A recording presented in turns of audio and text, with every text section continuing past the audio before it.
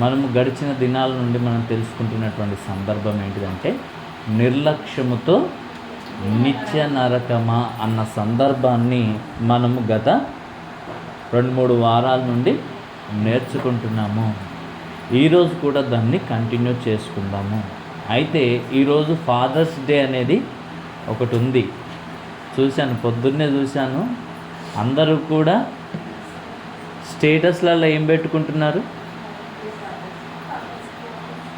తండ్రి పిల్లల కొరకు ఎంత కష్టపడుతున్నాడో, తండ్రి ప్రేమ ఎంత గొప్పగా ఉందో. ఈవెన్ మీరు ఏ స్టేటస్లో చూడండి, ఒక్కొక్కరు ఒక్కొక్క కొటేషన్ పెట్టుకొని స్టేటస్ పెడుతున్నారు. అవునంటారా కాదంటారా? అందరితోనూ ఫోన్లు ఉన్నాయి. ఇప్పుడు అందరి వాట్సాప్లు ఓపెన్ చేసి స్టేటస్ కనుక ఒకసారి చూస్తే, అందరూ తండ్రి ప్రేమ ఎంత గొప్పదో ఒక్కొక్కరు వర్ణిస్తుంటే, అది విన్న వారందరూ కూడా చాలా బాగా స్పందిస్తుంటారు. లైకులు చేసేటోళ్ళు లైకులు చేస్తుంటారు, కామెంట్లు పెట్టేటోళ్ళు కామెంట్లు పెడుతుంటారు. ఈ వీడియో బాగుంది అనేసి అనిపించిన వాళ్ళు ఇతరులకు షేర్ కూడా చేస్తుంటారు. ఎందుకు అనంటే, తండ్రి ప్రేమ ఎంత గొప్పదో ప్రతి ఒక్కరికి ఈరోజు ఏం చేస్తారంట, ఏదో పెద్దగా అర్థమైనట్టు అందరూ స్టేటస్ పెడుతుంటారు. అట్లానే అందరినీ నిందించట్లేదు. చాలామంది తల్లిదండ్రులను గౌరవించే వాళ్ళు ఉన్నారు, తండ్రి మాటకు లోబడే వాళ్ళు చాలామంది ఉన్నారు. లేరంటలేదు, చాలామంది ఉన్నారు. అలాగే వినని వారు, లోబడని వారు కూడా ఉన్నారు. ఎవరికి? తల్లిదండ్రులకు లోబడని వారు, వారి మాటలు వినని వారు కూడా ఈ లోకంలో చాలామంది మనకు కనబడుతున్నారు. అవునా కాదా? అందరూ ఏమనుకుంటారంటే, అందరూ ఏం ఆలోచిస్తుంటారంటే, ఒకరు స్టేటస్ పెడుతున్నారంటే వాళ్ళకంటే మంచి కొటేషన్ పెట్టాలనుకుంటారు. నిజమా కాదా? వీళ్ళు ఇది పెట్టారు అనుకోండి, ఇది నేను పెట్టొద్దు, దానికంటే మంచిది పెట్టాలి. ఇప్పుడు ఏం చేయాలి? వీళ్ళ మనసులో ఉన్నది పెట్టరు స్టేటస్. అర్థమైందా? వీళ్ళ మనసులో ఉన్న విషయాన్ని స్టేటస్ పెట్టరు. ఏం పెడతారు? ఎవరో రాసిన దాన్ని వీళ్ళు పెడతారు. అవునా కాదా? అది చూసుకొని ఏం చేస్తుంటారంటే, చాలామంది ఏం చేస్తున్నారంటే, ఈరోజు ఒకవేళ చూసినట్టయితే అందరి స్టేటస్లో 100%, 100 అంటే 99 పెట్టిన వాళ్ళు కూడా కొంతమంది ఉంటారు, కానీ పెట్టిన వాళ్ళ దానిలో ఖచ్చితంగా ఎక్కువ శాతము ఫాదర్స్ డేలో ఒక్కొక్క కొటేషన్ వేసేసి ఒక్కొక్క విషయాన్ని వ్రాస్తుంటారు. తండ్రి ప్రేమ ఎంత గొప్పదో ప్రతి ఒక్కరు కూడా చెప్పడానికి ప్రయత్నిస్తున్నారు. కానీ ఈరోజు మాత్రమే అది కలిగి ఉంటే కరెక్టా? ప్రతిరోజు కూడా అలాంటి మనసు కలిగి ఉంటే చాలా మంచిది. కానీ అందరికీ ఈరోజు మాత్రమే ఆ ప్రేమ ఉప్పొంగిపోతుంటుందండి, పొంగిపోతుంటుంది. కానీ అది కరెక్ట్ కాదు. ఫాదర్స్ డే అంటే, హ్యాపీ ఫాదర్స్ డే అంటే ఏమంటున్నట్టు? ఈ ఫాదర్స్ డే రోజు కాబట్టి మీరు సంతోషంగా ఉండండి అన్నట్టు. అవునా కదా? ఇది ఒక్కరోజు సంతోషపరుస్తే అయిపోతుందా? ఏం చేయాలి ఇప్పుడు? తండ్రిని ప్రతిరోజు కూడా సంతోష పెట్టాలి. తండ్రిని సంతోష పెట్టాలంటే ఇప్పుడు ఏం చేయాలి చెప్పండి? తండ్రికి ఎప్పుడు సంతోషం అనిపిస్తుంది అంటున్నా? చెప్పిన మాట పిల్లలు వింటుంటే సంతోషపడతారా? తల్లిదండ్రుల మాట పిల్లలు వినకపోతే సంతోషిస్తారా? పిల్లలు తన తండ్రి మాట వింటేనే కదా వాళ్ళు సంతోషపడేది, వారు ఆనందపడేది, వారు ఉప్పొంగిపోయేది. ఎప్పుడు అనంటే వారి మాట విన్నప్పుడే వారు సంతోషపడతారు, ఆనందపడతారు, ఉప్పొంగిపోతారు. వారి మీద ఎనలేని ప్రేమ కూడా వారు కురిపిస్తారు. తండ్రి మాట ఒకవేళ వినకపోతే, అవునా కాదా? ఎంత బాధపడతారండి. మొన్న ఒక వీడియో చూశాను, ఎంత దారుణంగా ఉందంటే, ప్రభాసనని పెట్టిన అనుకుంటా, ఎంత దారుణంగా ఉందంటే కొడుకే తండ్రిని ఎంత దారుణంగా కొట్టి చంపుతున్నాడంటే, కిక్ బాక్సింగ్ చేసినట్టు కొట్టి చంపుతున్నాడంటే. ఎంతమంది ఆపినా కానీ ఆగకుండా కూర్చున్న తండ్రిని ముసలివాడు ఎంత కొడుతున్నాడంటే చివరికి చచ్చిపోయాడు. ఇది తండ్రిని గౌరవించడమా? తండ్రికి లోబడమా? అవునా కాదా? దేవుడు ఒక మంచి క్రమాన్ని మనకు ఏర్పాటు చేశాడు. అవునా కాదా? ఆ క్రమం ఏంటిది అంటే, పిల్లలు తల్లిదండ్రులకు లోబడాలి. పిల్లలు ఎవరికి లోబడాలి? తల్లిదండ్రులకు లోబడాలి. భార్య ఎవరికి లోబడాలి? భర్తకు లోబడాలి. భర్త ఎవరికి లోబడాలి? ప్రభువుకు లోబడాలి. ప్రభువు దేవునికి లోబడ్డాడు. అర్థమైందా? ప్రభు ఎవరికి లోబడ్డాడు? దేవునికి లోబడ్డాడు. యేసు ప్రభు తండ్రికి లోబడ్డాడు. ఇప్పుడు కుటుంబ యజమానుడైన తండ్రి ఎవరికి లోబడాలి? ప్రభువుకు లోబడాలి. ఇప్పుడు కుటుంబ పెద్దగా ఉన్నటువంటి తండ్రికి ఎవరు లోబడాలి? భార్య లోబడాలి, పిల్లలు లోబడాలి. ఇది మంచి క్రమం. ఇది దేవుడు మనకు నేర్పిస్తున్నటువంటి ఒక చక్కటి క్రమం. ఇది మనము నేర్చుకోకుండా మనం ఏం చేస్తున్నామంటే అవిధేయతను నేర్చుకున్నారండి. నిజంగా పిల్లలు తల్లిదండ్రులకు లోబడడం లేదు, ఒక భార్య భర్తకు లోబడడం లేదు, ఒక భర్త ప్రభువుకు లోబడడం లేదు.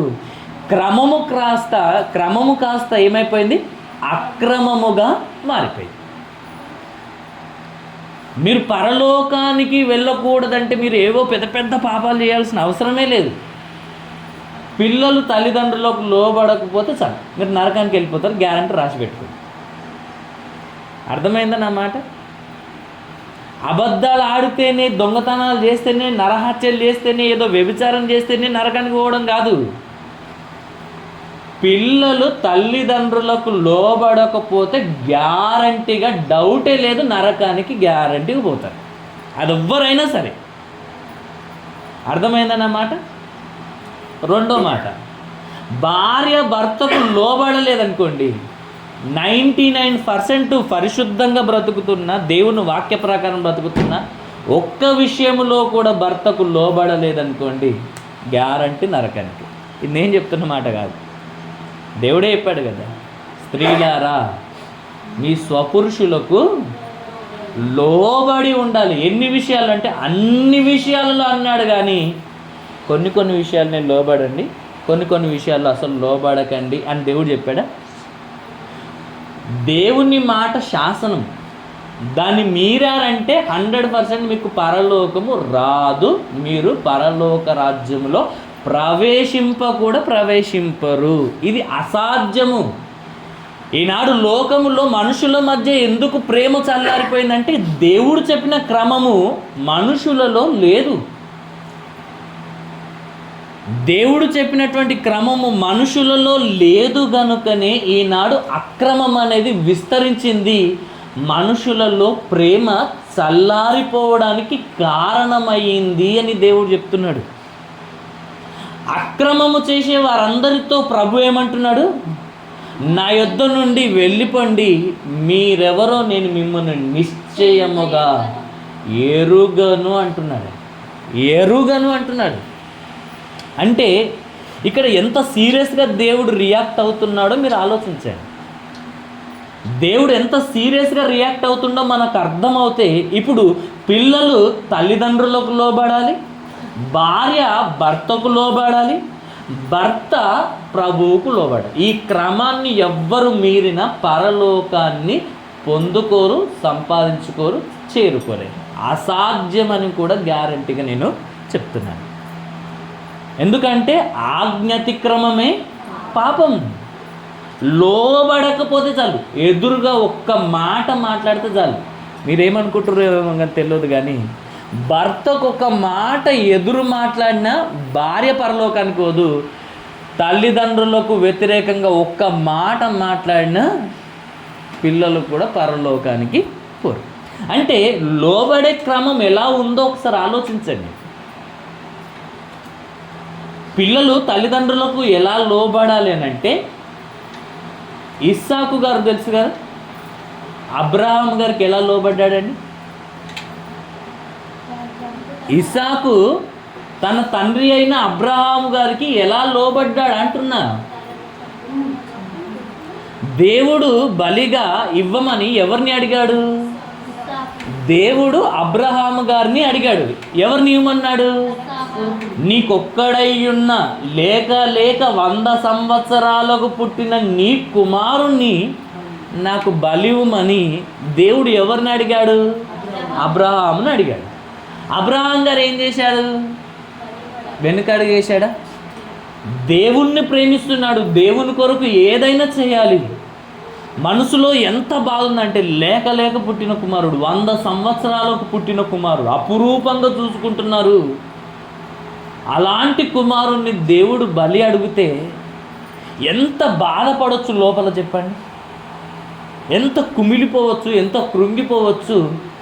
దేవుడు ఆయనను పరీక్షిస్తున్నాడు. ఇస్తాడా ఇయ్యడా? నాకు లోబడతాడా లోబడడా? అబ్రహాము ఎవరు కుమారుడు? దేవుని కుమారుడు. ఇప్పుడు దేవుడు ఎంత పెద్ద మాట అన్నాడు చెప్పండి. దేవుడు తండ్రి అయితే, అబ్రహాము కుమారుడైతే, దేవుడు తన కుమారుడైన అబ్రహాముకు ఒక ఆజ్ఞ ఇచ్చాడు, ఒక మాట చెప్పాడు. నీ కుమారుణ్ణి నాకు బలి ఇవ్వు అన్న మాట చెప్పాడు. ఇప్పుడు కుమారుడు ఏం చేయాలి? ఇప్పుడు తండ్రికి లోబడాలి. కానీ ఆ మాట ఎలాంటిది అంటున్నా? ఎంత సులువైన మాటనా? ఇప్పుడు దేవుడే మిమ్మల్ని, అబ్రహాం ప్లేస్లో మీరున్నారనుకోండి. ఇప్పుడు ఎవరు? జంగన్ ఉన్నాడు.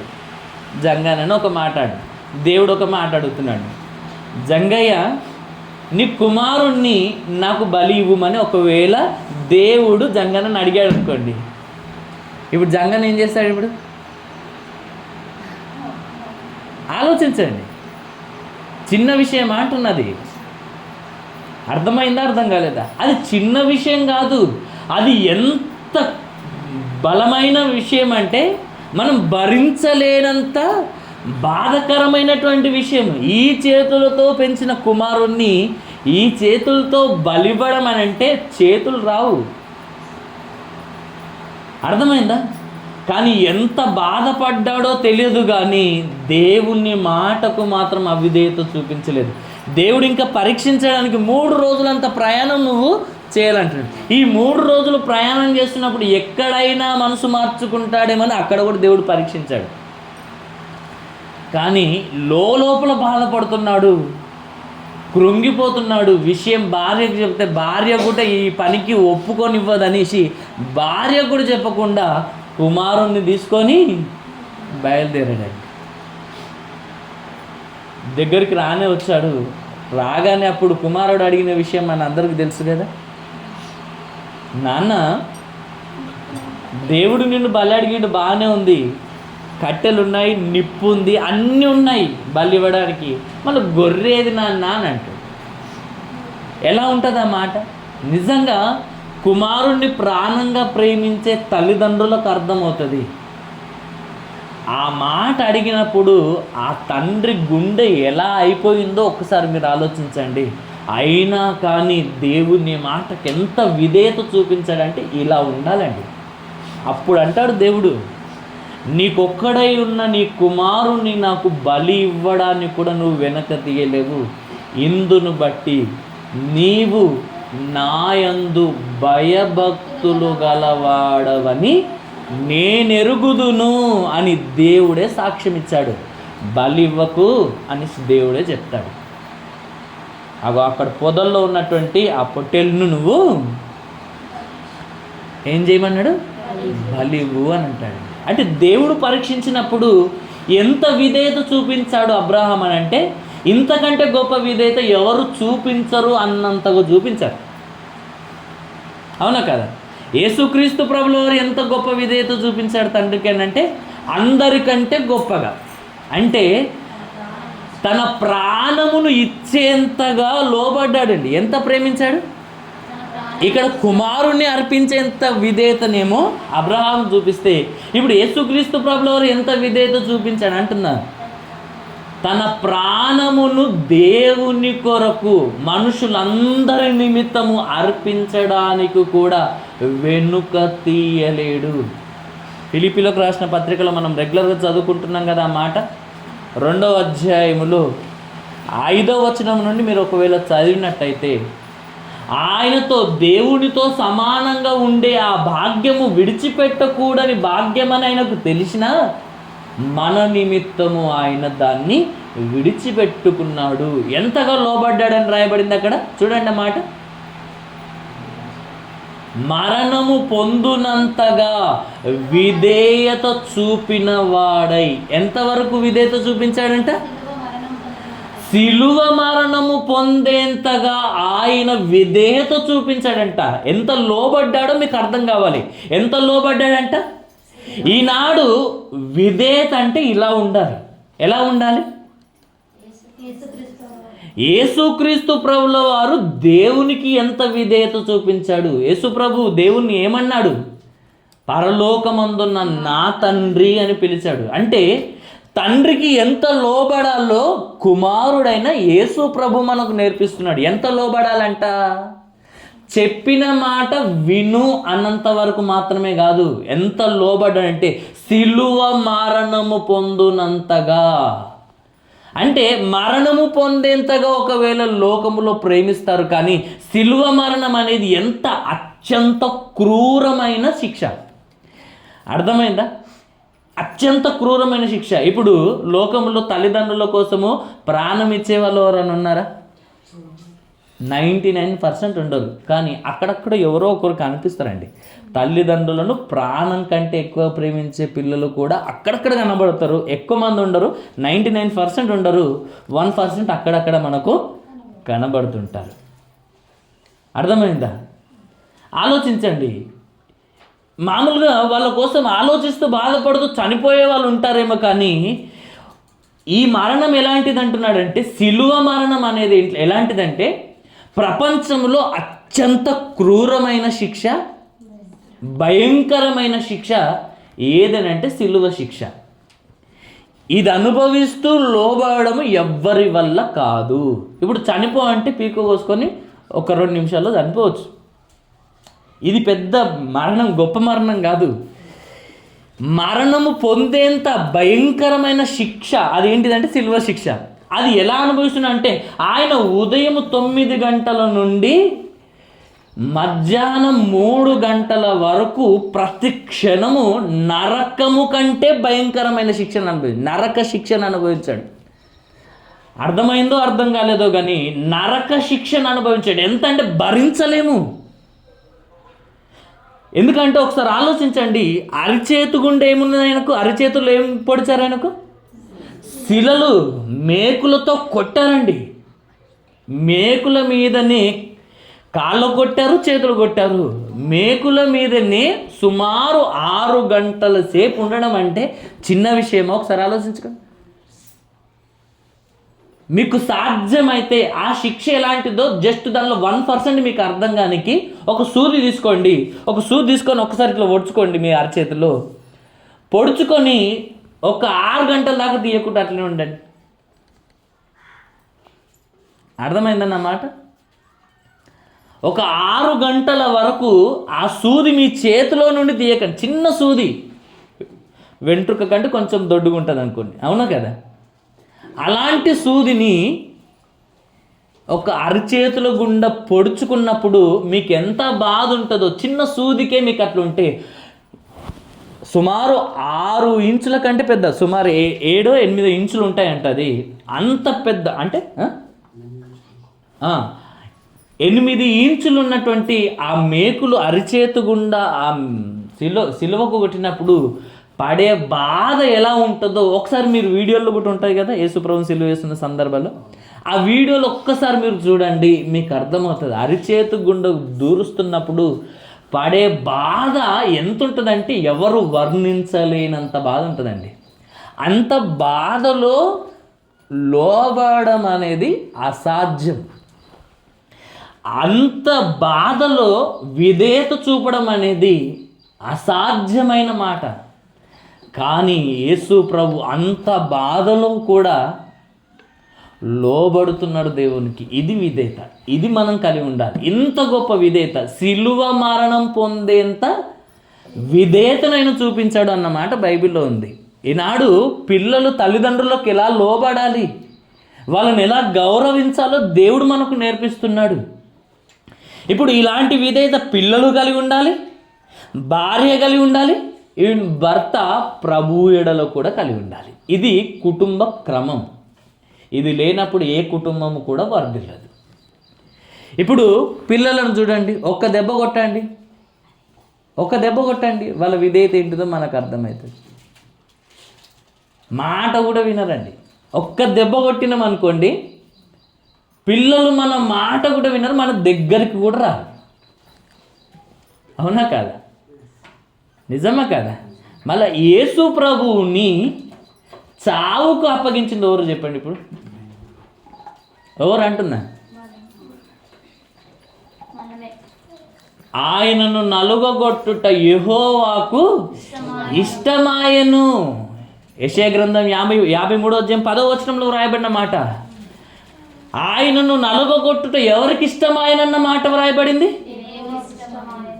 యేసు ప్రభువును నలుగగొట్టుట దేవునికి ఇష్టమంట. దేవునికి ఇష్టమంట.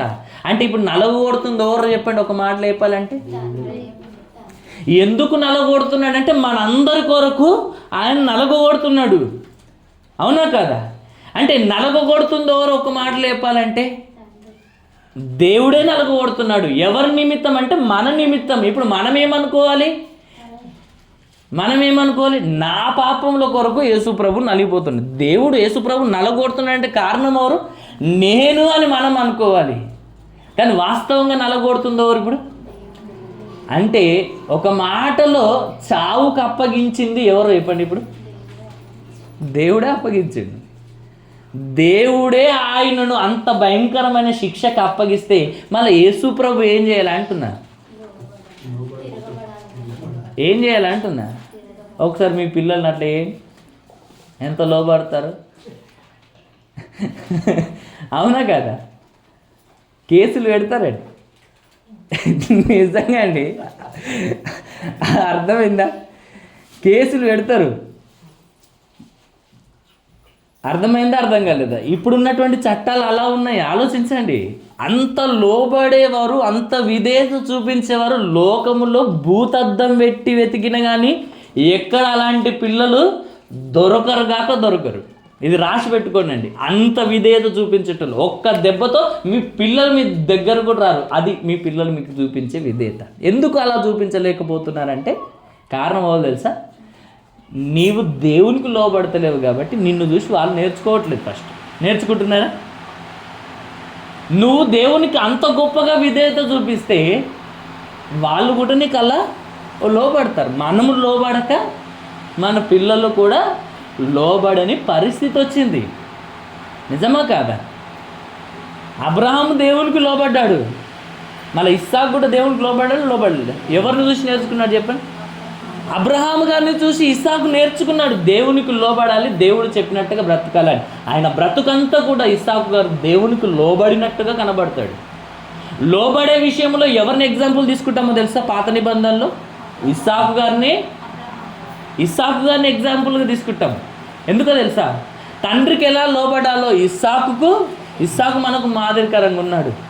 అబ్రహాం మాదిరికరంగా ఉన్నాడు. యేసుప్రభు మాదిరికరంగా ఉన్నారు.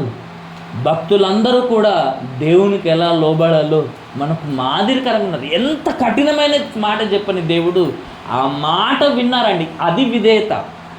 అలా ఉండాలి విధేయత అంటే. అవునా కాదా? ఒక్క దెబ్బతో అంటే విధేయత పిల్లలకు పోతుందంటే ఈనాడు వాళ్ళకు ఉన్న విధేయతనే కాదు, అది గౌరవించినట్టే కాదు. ఆ పిల్లలే కాదండి, భార్యలు కూడా అలానే ఉన్నారంటారా లేరంటారా? సిలువ మరణం పొందేంతగా ప్రభువు లోబడితే, అవునా కాదా, భార్యలు ఎంత లోబడతారు? ఒక మాట అని చూడండి, వాళ్ళకి మీ మీద ఉన్న ప్రేమ మీకు అర్థమవుతుంది. ఒక దెబ్బ కొట్టి చూడండి, అలా మీ మీద ఉన్న ప్రేమ అర్థమైపోతుంది. విధేయత అర్థమైపోతుంది, లోబడే తత్వం అర్థమవుతుంది. అసలు లేనే లేదండి. అసలు ఈ క్రమాన్ని ఎప్పుడో మర్చిపోయారు. మీరు ఒక్కటి మాత్రం రాసి పెట్టుకోండి, అలాంటి వారు అందరూ కూడా రాసి పెట్టుకోనండి, పరలోకం నేను వెళ్ళను అంతే. ఎందుకంటే దేవుని మాట వినకపోతే చాలంతే. ఎవరి మాట అది లోబడాలనేది? దేవుడు చెప్పిన మాట. ఇప్పుడు నువ్వు తల్లిదండ్రులకు లోబడతలేవు అనుకోండి, ఎవరి మాట మీరుతున్నట్టు? నీవు నీ భర్తకు లోబడతలేవు అనుకోండి, ఎవరి మాట మీరుతలేనట్టు? ఎవరి మాట మీరుతున్నట్టు? దేవుని మాట మీరుతున్నట్టు. అంటే ఆజ్ఞను అతిక్రమిస్తున్నట్టు. ఆజ్ఞ అతిక్రమమే పాపం, పాపం వలన వచ్చు జీతం మరణం. అయిపోయిందా? ఇలా ప్రతి ఒక్కరు కూడా తమ జీవితంలో లోబడాల్సినటువంటి వారు లోబడక, మాట వినాల్సినటువంటి వారు మాట వినక, గౌరవించవలసినటువంటి వారు గౌరవించక, గణపరచవలసినటువంటి వారు గణపరచకుండా మీ జీవితంలో మీరు చేస్తున్నటువంటి నిర్లక్ష్యము ఎంత భయంకరమైనదో ఇప్పుడు కొద్దిసేపు మనము విందాము.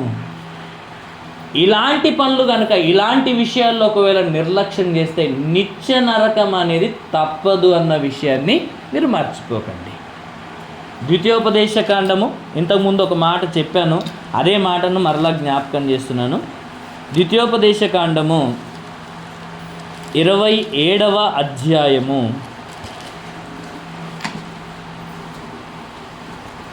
27వ అధ్యాయం 16వ వచనం.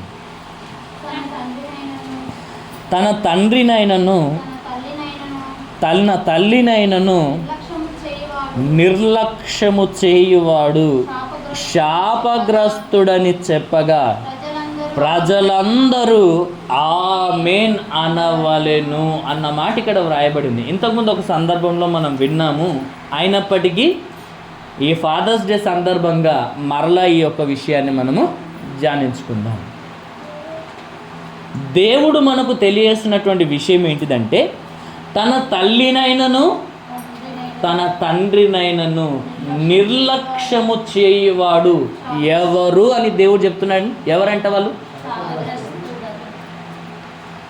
తన తల్లినైనను తండ్రినైనను నిర్లక్ష్యము చేయువాడు శాపగ్రస్తుడు, శాపగ్రస్తుడు, శాపగ్రస్తుడు అని వ్రాయబడి ఉంది. శాపగ్రస్తులకు పట్టే పరిస్థితి ఏంటిది చెప్పండి? శాపగ్రస్తులకు పట్టే గతి ఏంటిదో తెలుసా? యేసు ప్రభు ప్రత్యక్షమైనప్పుడు, ఆయన రెండవ రాకడలో ఆయన ప్రత్యక్షమైనప్పుడు ఆయన అంటున్నటువంటి విషయం ఏంటిదో తెలుసా? శపింపబడిన వారలారా అన్న మాట మనకు బైబిల్లో కనబడుతుంది. 25వ అధ్యాయంలో మనకు 44వ వచనం ఆ మాట ఉంటుంది. అవునా కదా? ఏమని రాయబడి ఉంటుంది అక్కడ? శపింపబడిన వారలారా, అపవాదికిని వాని దూతలకును సిద్ధపరచిన నరకములోనికి పొండని ప్రభువు చెప్పే రోజు రాకముందే ఇప్పుడు మనల్ని ఏమంటున్నాడు దేవుడు?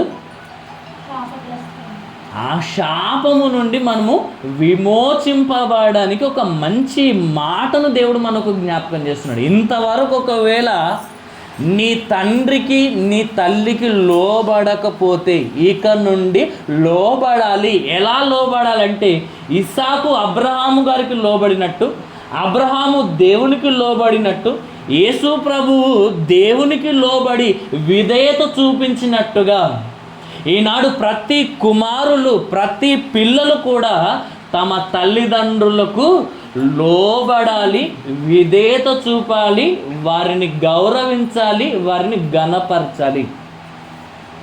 అర్థమైందా? ఇది చేయకపోతే దేవుడు వారిని ఏమంటున్నాడు? ఇక్కడ 27వ అధ్యాయంలో 16వ వచనం ప్రకారం దేవుడు ఏమంటున్నాడు? తన తల్లినైనను తండ్రినైనను నిర్లక్ష్యము చేయువాడు శాపగ్రస్తుడు, శాపగ్రస్తులు, శపింపబడిన వారు. శపింపబడిన వారితో ప్రభువు చెప్తున్న మాట ఏంటిదంటే, శపింపబడిన వారలారా, అపవాదికి నీ వాని దూతలకును సిద్ధపరిచిన నరకములోనికి పొండని దేవుడు చెప్తాడన్న మాట ఇక్కడ మనకు తెలియజేస్తున్నాడు. కాబట్టి అలాంటి పరిస్థితి రాకముందు మనం ఏం చేయాలంట? ఎవరిని నిర్లక్ష్యం చేయొద్దంట? మన తల్లిని తండ్రిని నిర్లక్ష్యము చేయకూడదు. ఎందుకంటే తల్లిదండ్రులు పిల్లలను పెంచి పోషించడానికి ఎంత కష్టపడతారో తెలుసా? ఎంత కష్టపడతారంటే ఒక తల్లి కష్టమైన ఒక తండ్రి కష్టమైన పిల్లవాడు పెరిగి పెద్ద కావడానికి వాళ్ళ కష్టము ఎంతో గొప్పదండి. ఎంత గొప్పదంటే చెప్పలేనంత గొప్పది ఒక మాటలో చెప్పాలంటే. ఎందుకంటే వాళ్ళు పడే కష్టము, వాళ్ళు సంపాదించే ప్రతిది కూడా పిల్లల కొరకు, ఇంటి కొరకే అది చేస్తారు. అవునా కాదా? అమ్మ, అర్థమవుతుందా? అర్థం కావట్లేదా? ఇక్కడ వినండి, జాగ్రత్తగా వినండి. తల్లిదండ్రులు పడే కష్టం ఎవరి కోసం అని అంటే పిల్లల కోసమే. ఈ విషయం ఎప్పుడు అర్థమవుతుంది? మరలా మనము తండ్రులమైనప్పుడు, తల్లులమైనప్పుడే ఆ విషయము మనకు అర్థమవుతుంది. మా తల్లిదండ్రులు కూడా మమ్మల్ని ఇంత కష్టపడి పెంచారా, నేను ఇంత పెద్దవాడిని అయ్యానంటే కారణము మా తల్లి మా తండ్రి అని వాళ్ళకి ఏముండాలి తెలుసా? ప్రతి కుమారునికి, ప్రతి బిడ్డకు కూడా కృతజ్ఞత ఉండాలి. వారిని గౌరవించాలి, వారికి లోబడాలి, వారి మాట వినాలి. వారిని మాత్రము నిర్లక్ష్యము చేయకూడదు అని దేవుడు మనకు నేర్పిస్తున్నాడండి. ఎవరిని నిర్లక్ష్యం చేయొద్దంట? తల్లిదండ్రులను నిర్లక్ష్యం చేయొద్దు అని దేవుడు చెప్తున్నాడు. యెషయా గ్రంథము 1వ అధ్యాయం 2 వచనాల్లో, మొదటి 2 వచనాల్లో వ్రాయబడినటువంటి మాటను మనం జాగ్రత్తగా పరిశీలిస్తే అక్కడ వ్రాయబడిన మాట, ఆకాశమా ఆలకించుము, భూమి చెవియొగ్గుము, నేను పిల్లలను కని గొప్పవారినిగా చేసి తిని వారు నా మీద తిరగబడి ఉన్నారని దేవుడు పిల్లల మీద కంప్లైంట్ చేస్తున్నాడు. ఈనాడు తల్లిదండ్రులు కూడా పిల్లల మీద కంప్లైంట్ చేసే పరిస్థితి. అవునా కదా? సేమ్ పరిస్థితి అలానే ఉందండి. దేవుడు అదే మాట అంటున్నాడు. ఈనాడు లోకంలో ఉన్న తల్లిదండ్రులు కూడా ఇదే మాట అంటున్నారండి. అవునంటారా కాదంటారా? దేవుడు ఏమంటున్నాడు? ఆకాశమా ఆలకించు, భూమి చెవియొగ్గు అంటున్నాడు. ఎందుకు? వాటితో దేవుడు ఎందుకు చెప్తున్నాడు? ఇప్పుడు మీ బాధ ఎవరికి చెప్పుకుంటారు చెప్పండి? ఎవరికి చెప్పుకుంటారు? వినేవారికి చెప్పుకుంటారు. అవునా కాదా? వాస్తవంగా నీ బాధ ఉందనుకోండి, ఎవరికి చెప్పుకోవాలి? ఫస్ట్ నా బాధ ఉందనుకో, ఎవరికి చెప్పుకోవాలి? నేను నా భార్యకి చెప్పుకోవాలి. లేదా తల్లిదండ్రులు ఉంటే తల్లిదండ్రులు చెప్పుకోవాలి, భార్య ఉంటే భార్య చెప్పుకోవాలి, లేదా పిల్లలు ఉంటే పిల్లలు చెప్పుకోవాలి. అవునా కదా? వీళ్ళు ఎవరికి చెప్పకుండా బయట వాళ్ళకి చెప్తున్నారంటే ఇంట్లో ఎవరు వినట్లేదు కనుకనే బయట వాళ్ళకి చెప్పుకుంటున్నాం అంటారా అన్నారా?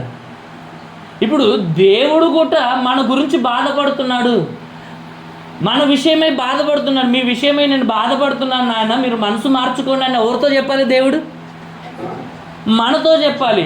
మనతో చెప్పకుండా దేవుడు ఆకాశంతో చెప్తున్నాడు, భూమితో చెప్తున్నాడంటే అర్థం ఏంటిదంటే దేవుని పిల్లలమని చెప్పుకుంటున్నటువంటి మనము దేవుని మాట వినడం లేదు గనక, దేవుణ్ణి పట్టించుకోవడం లేదు గనక దేవుడు తన బాధను ఆకాశముతోనూ భూమితో చెప్పుకుంటున్నాడు. పోనీ అవి వింటున్నాయి ఏంటలేవా?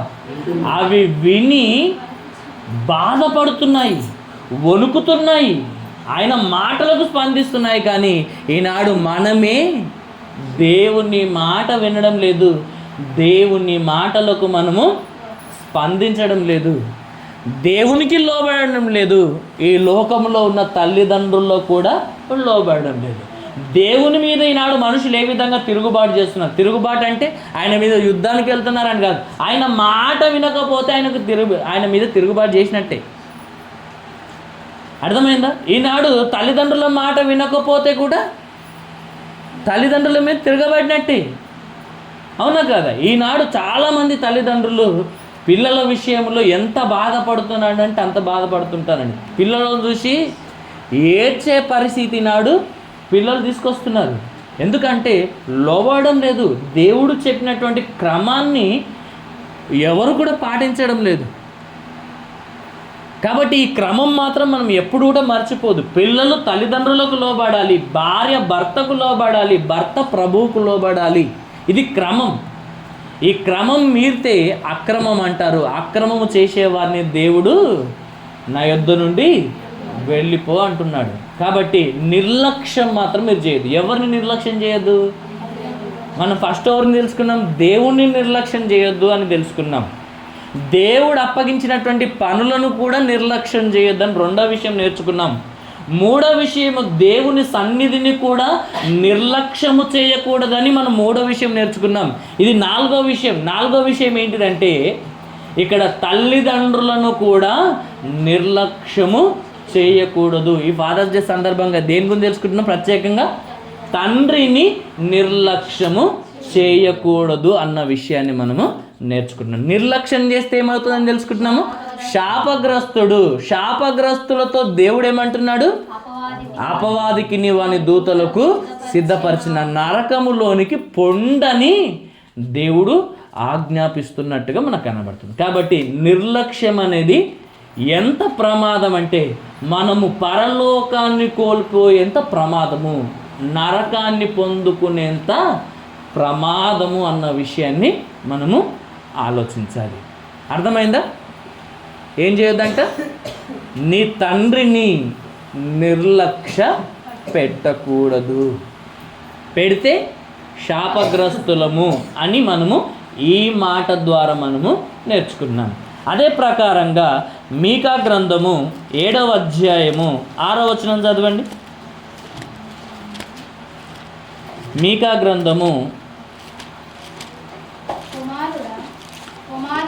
7వ అధ్యాయము 6వ వచనం. కుమారుడు తండ్రిని నిర్లక్ష్య పెట్టుచున్నాడు, కుమార్తె తల్లి మీదికిని కోడలు అత్త మీదికిని లేచెదరు, ఎవరి ఇంటి వారు వారికే విరోధులగుదురు అన్న మాట ఇక్కడ దేవుడు రాయించాడు. చూడండి, దేవుడు మన భవిష్యత్తు కూడా రాయిస్తున్నాడండి. భవిష్యత్తులో జరిగే పరిస్థితులను మీకా గారి ద్వారా దేవుడు ముందుగానే రాయిస్తున్నాడు. ఏమని రాయిస్తున్నాడంటే, లోకములో ముగింపు కాలంలో లేదా అంత్యకాలంలో పరిస్థితి ఎలా ఉంటుంది అని దేవుడు చెప్తున్నాడంటే, కుమారుడు తండ్రిని నిర్లక్ష్య పెట్టుచున్నాడు అన్న మాట వ్రాయబడింది. అదే ప్రకారంగా కుమార్తె తల్లిని నిర్లక్ష్య పెట్టుచుంది అని రాయించాడు. అదే ప్రకారంగా కోడలు అత్త మీదికి లేచెదరన్న మాట రాయిస్తున్నాడు. ఎవరి ఇంటి వారు వారికే విరోధులు అవుతారు అన్న మాట దేవుడు రాయించాడు. ఇది ఈ లోకములో, ఈ సమాజంలో ఇప్పుడు జరుగుతుందో జరగట్లేదో ఒకసారి మనం ఆలోచిద్దాం. నిజమా కాదా? ఎందుకు ఇలాంటి పరిస్థితి జరుగుతుందంటే దేవుడు చెప్పాడు, ఒక క్రమాన్ని దేవుడు నేర్పించాడు. మనుషులందరూ ఆ క్రమాన్ని మీరిపోయారు. క్రమాన్ని మీరిపోయి అక్రమం చేశారు కనుక దేవుడు నా యొద్ద నుండి పొండి అని చెప్తున్నాడు. ఎందుకు పొండి అని చెప్తున్నాడంటే, అక్రమము విస్తరించుట చేత. అంటే దేవుడు చెప్పినట్టుగా బ్రతికితే క్రమంగా బ్రతుకుతున్నట్టు, దేవుడు చెప్పినట్టుగా బ్రతకకపోతే క్రమాన్ని మీరి అక్రమము చేస్తున్నట్టు. అంటే ఎగ్జాంపుల్, ఇప్పుడు మనము రోడ్డు మీద ప్రయాణం చేస్తున్నప్పుడు అక్కడక్కడ సిగ్నల్స్ ఉంటాయి కదా. మనకు తెలుసు, గ్రీన్ సిగ్నల్ పడితే వెళ్ళిపోవాలి, ఎల్లో సిగ్నల్ పడితే, రెడ్ సిగ్నల్ పడితే ఆగాలి, ఎల్లో సిగ్నల్ పడితే కొంతమంది నడుచుకుంటూ వెళ్ళిపోతుంటారు. అవునా కాదా? ఇది మనందరికీ తెలుసు. లేదా అక్కడ బొమ్మ వేస్తుంటారు అన్నమాట, వాకింగ్ అంటే పాదచారులు నడవడానికి ఒక సిగ్నల్ వేస్తారు. కొద్దిసేపు ఒక 10-20 సెకండ్లు వేస్తారు. వాళ్ళు వెళ్ళిపోయేంత వరకు ఆ సిగ్నల్ ఉంటే తర్వాత ఎల్లో వచ్చేస్తుంది, తర్వాత గ్రీన్ వచ్చేస్తుంది. రెడ్ కలర్ వచ్చినప్పుడు ఏం చేయాలి? ఇప్పుడు ఆగాలి. ఒకవేళ రెడ్ కలర్ వచ్చినప్పుడు, రెడ్ సిగ్నల్ పడ్డప్పుడు అట్లనే వెళ్ళిపోయావనుకోండి, ఏం చేస్తారు? అక్కడ కెమెరా వాళ్ళను ఫోటో తీసుకుంటుంది. ఖచ్చితంగా నీకు మెసేజ్ వచ్చేస్తుంది, నువ్వు సిగ్నల్ క్రాస్ చేసినావు, సిగ్నల్ జంప్ చేసావు కనుక నీకు ఈ ఫైన్ వచ్చిందనేసి చట్టం నుండి ఒక మెసేజ్ వస్తుంది. అంటే ఈ లోక చట్టాన్ని నువ్వు మీరితే, అతిక్రమిస్తే లోక చట్టం నుండి ఎంతో ఒక ఫైన్ వస్తుందా లేదా? ఖచ్చితంగా ఫైన్ వేస్తున్నారు. ఇది లోక చట్టాన్ని మీరితే లోకము నుండి మనకు ఎంతో కొంత శిక్ష అనేది విధిస్తారు. అవునా కాదా? సిగ్నల్ క్రాస్ చేస్తేనే, సిగ్నల్ జంప్ చేస్తేనే మనకు శిక్ష తప్పడం లేదు అని అంటే, ఇప్పుడు దేవుడు ఒక క్రమాన్ని మనకు ఏర్పాటు చేశాడు. ఆ క్రమాన్ని మీరితే అక్రమం అన్నాడు. అక్రమము చేసే వారందరినీ దేవుడు వద్దంటున్నాడు, నాకు అవసరం లేదంటున్నాడు. ఈ అక్రమం అనేది మనుషులందరిలో ఉంది కనుకనే ఈనాడు మనుషుల మధ్య ప్రేమ లేకుండా పోయింది అంటున్నాడు. ఏం లేకుండా పోయిందంట? ప్రేమ లేకుండా పోయింది. ఒకరంటే ఒకరు పడని పరిస్థితి. ఒకే కుటుంబము, కానీ ఒకరంటే ఒకరికి పడని పరిస్థితి. ఎందుకు వచ్చింది ఈ పరిస్థితి అని దేవుడిని అడిగితే దేవుడు చెప్తున్నాడు, ఇక్కడ కుమారుడు తండ్రిని నిర్లక్ష్య పెడుతున్నాడు, కుమార్తె తల్లిని నిర్లక్ష్య పెడుతుంది, కోడలు అత్తని నిర్లక్ష్య పెడుతుంది, ఎవరు ఇంటి వారు వారికే విరోధులు అవుతారు. ఇలాంటి పరిస్థితి ఎందుకు వచ్చింది అని అడిగితే దేవుడు ఒకటి మాట చెప్తున్నాడు, నేను చెప్పిన క్రమాన్ని మీరిపోయారు గనుకనే ఇలాంటి పరిస్థితి మీ కుటుంబాల్లో వచ్చింది అంటున్నాడు. ఇప్పుడు ఈ పరిస్థితి తిరిగి రావాలని అంటే, అమ్మ ఇక్కడ వినండి, ఈ పరిస్థితి మన కుటుంబాల్లో ఉండకూడదు అని అంటే ఏం చేయాలంటే, ఎవరి ధర్మాన్ని ఎవరి బాధ్యతను వారు ఖచ్చితంగా పాటించాలి. పిల్లలు ఎలా ఉండాలో దేవుడు చెప్పాడు. పిల్లలు తల్లిదండ్రులకు లోబడే ఉండాలి, అంతే, లోబడే ఉండాలి. వాళ్ళు ఎంత వారైనా సరే తల్లిదండ్రుల మాట వినాలి. ఒకవేళ వాళ్ళు ఏదైనా చెప్పిన మాట తప్పైతే ఇది ఇట్లా కాదు ఇట్లా అని వాళ్ళకు నచ్చ చెప్పినాలి, కానీ వారి మాట నిర్లక్ష్యం చేయకూడదని ఎవరు చెప్పారు? దేవుడు చెప్పాడు కనుక నిర్లక్ష్యం చేయకూడదన్న విషయాన్ని మనము ఆలోచించాలి. భార్య భర్తను నిర్లక్ష్యం చేయకూడదు. ఎన్ని విషయాల్లో లోబడాలని తెలుసుకున్నాము? ఏదో కొన్ని విషయాల్లో లోబడాలని కాదు, అన్ని విషయాలలో భార్య భర్తకు లోబడాల్సిందే. ఒకవేళ అవిధేయత చూపిస్తే, లోబడకపోతే వారికి క్షమాపణ కూడా దేవుడు ఇవ్వడు, తెలుసా? నిజం, అర్థమైందా? కాబట్టి ఒకసారి ఆలోచించండి. ఎందుకంటే మనం నేర్చుకోవాల్సినటువంటి ఒక క్రమం ఇది మీరిపోతున్నాం కనుకనే ఈనాడు కుటుంబంలో విలువలు లేకుండా పోయాయి. కుటుంబంలో ఒకరంటే ఒకరికి పడని పరిస్థితి వచ్చింది. ఒక భార్యగా ఎలా ఉండాలో దేవుడు చెప్పాడు, అది నేర్చుకుంటే ఎలా ఉంటుందో తెలుసా? కుటుంబంలో ఒక గొడవ రాదు. పిల్లలు ఎలా ఉండాలో నేర్చుకుంటే పిల్లలు అన్ని విషయాల్లో తల్లిదండ్రులను సంతోషపెట్టేవారిగా ఉంటారు. భార్య భర్తను సంతోషపెట్టేదిగా ఉంటుంది, ఒక భర్త దేవుని సంతోషపెట్టేవాడిగా ఉంటాడు. ఇలాంటి పరిస్థితి ఈనాడు కుటుంబాల్లో లేవని దేవుడు చెప్తున్నాడు. కాబట్టి ఒకసారి ఆలోచించండి, ఇక్కడ వ్రాయబడిన మాటను మనము జాగ్రత్తగా పరిశీలించాలి. అదే ప్రకారంగా సామెతల గ్రంథము 23వ అధ్యాయము 22వ వచనం ఒకసారి చదువుకుందాం. సామెతల గ్రంథము 23వ అధ్యాయము 22వ వచనం. నిన్ను కనిన నీ తండ్రి ఉపదేశము అంగీకరించుము, నీ తల్లి ముదిమి యందు ఆమెను నిర్లక్ష్యము చేయకుము అని ఎవరు చెప్తున్నారు ఇక్కడ? ఈ మాట దేవుడే మనకు చెప్తున్నాడు. ఏమని చెప్తున్నాడు? నీ తండ్రి ఉపదేశమును. నీ తండ్రి ఉపదేశం అంటే నీ తండ్రి నీతో ఏది చెప్పినా అది నువ్వు అంగీకరించాలి. వినడం కాదు, విని అంగీకరించి దాని ప్రకారం బ్రతకాలి అన్న మాట చెప్తున్నాడు. రెండోదిగా దాంట్లోనే చెప్తున్నాడు, నీ తల్లిని తన ముదిమి యందు ఆమెను నిర్లక్ష్యము చేయకు అంటున్నాడు. ఆమె ముసలితనమందు నీ తల్లిని నిర్లక్ష్యము చేయకు. వారిని పోషించాల్సిన బాధ్యత మనదే కనుక అన్ని విషయాలలో వారిని చూసుకోవాలి అన్న మాట కూడా దేవుడు ఇక్కడ మనకు నేర్పిస్తున్నాడు. అదే ప్రకారంగా సామెతల గ్రంథము 30వ అధ్యాయము 17వ వచనం చదువుకుందాం. సామెతల గ్రంథము 30వ అధ్యాయము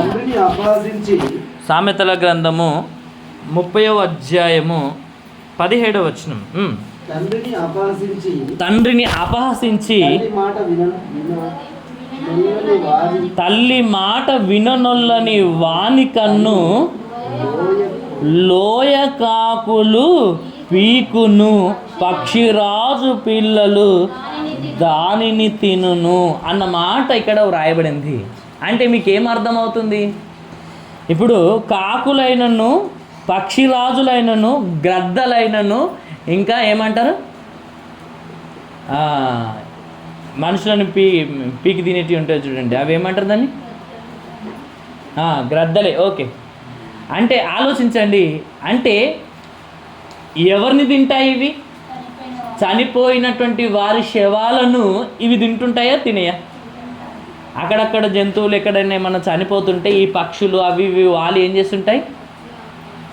అవునా కదా, తింటుంటాయా, తినే. అంటే అర్థం ఏంటిది ఇక్కడ? ఇవి తింటాయి అని దేవుడు చెప్తున్నాడు అంటే అర్థం ఏంటిది అంటున్నాడు. అంటే నీ తండ్రిని ఒకవేళ నువ్వు అపహసిస్తే, నీ తల్లి మాట ఒకవేళ వినకపోతే నీ పరిస్థితి కూడా అలానే ఉంటుంది. అంటే అర్థం ఏంటంటే, అర్థం ఏంటిది అంటున్నా, నువ్వు బ్రతకవు, నువ్వు చచ్చిపోతావు అని అర్థం. అంటే ఈ మాటలను బట్టి మనకు ఏమర్థం అవుతుందంటే, బైబిల్లో ఒక మాట దేవుడు రాయించాడు, ఆజ్ఞల్లో కూడా ఒకటి ఉంది. అదేంటిది చెప్పండి ఇప్పుడు? నీ తల్లిని నీ తండ్రిని ఏం చేయాలంట? సన్మానించాలి. ఎందుకు సన్మానించాలి అంటే, నువ్వు దీర్ఘాయుష్మంతుడవై ఉండునట్లు నీ తల్లిని నీ తండ్రిని సన్మానించాలి అని దేవుడు చెప్తున్నాడు. ఒకవేళ ఈ పని చేయకపోతే ఆజ్ఞను అతిక్రమించినట్టే కదా, ఆజ్ఞను అతిక్రమించినట్టే కదా. అంటే నువ్వు పాపం చేస్తున్నట్టు అని అర్థము. ఒకవేళ దేవుడు చెప్పిన ఈ పని చేయకపోతే మనం పాపము చేస్తున్నట్టుగా దేవుడు మనకు తెలియజేస్తున్నాడు. కనుక మనం ఒక్కసారి ఆలోచించాలి, ఈ లోకంలో తండ్రి పడే కష్టం చాలా గొప్పది. పిల్లల కోసం, కుటుంబం కోసము తండ్రి పడే కష్టము ఈ లోకములో ఎవరు పడరు. అంటే నేనేమంటున్నానంటే, ఈ లోకంలో తండ్రి గొప్పవాడే, ఈ లోకములో ఉన్న తల్లి కూడా గొప్పదే. వారికి ఏం చేయమంటున్నాడు దేవుడు? లోబడాలి, వారిని గౌరవించాలి, సన్మానించాలి, వారు చెప్పినట్టుగా చేయాలి, వారిని నిర్లక్ష్యము చేయకూడదు. వారికి ఏ అవసరం వచ్చినా, వారికి ఏ అవసరం ఉన్నా ఖచ్చితంగా తీర్చాల్సిన బాధ్యత పిల్లలదే అని దేవుడు చెప్తున్నాడు.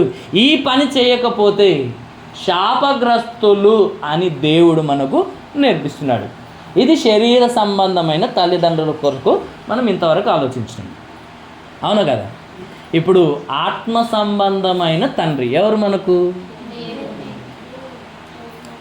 ఆలోచించండి. ఇప్పుడు దేవుడు ఎవరు అని మనం అడిగితే బైబిల్ మనకు సాక్ష్యం ఇస్తుంది. దేవుడు మనందరికీ తండ్రి అని బైబిల్లో వ్రాయబడింది.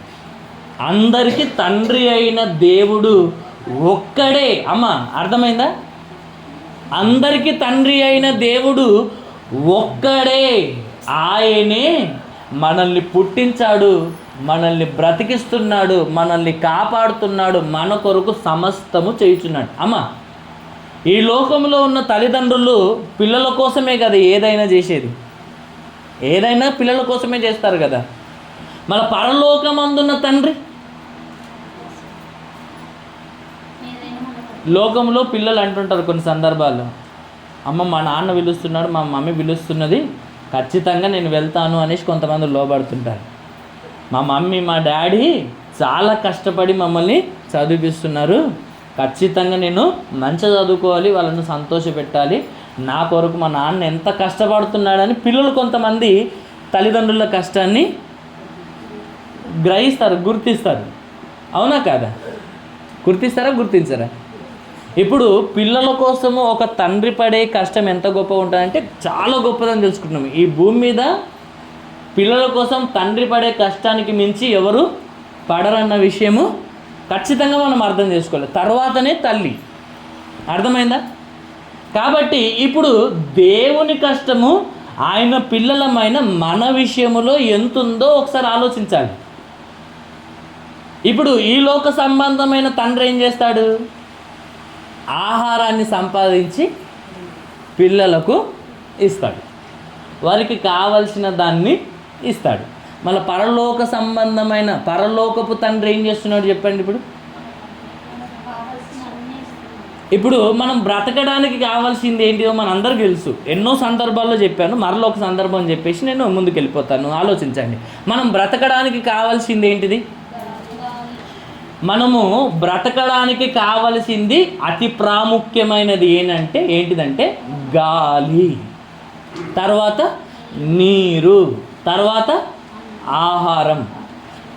ఈ మూడు చాలా ప్రాముఖ్యమైనవి. అవునంటారా కాదంటారా?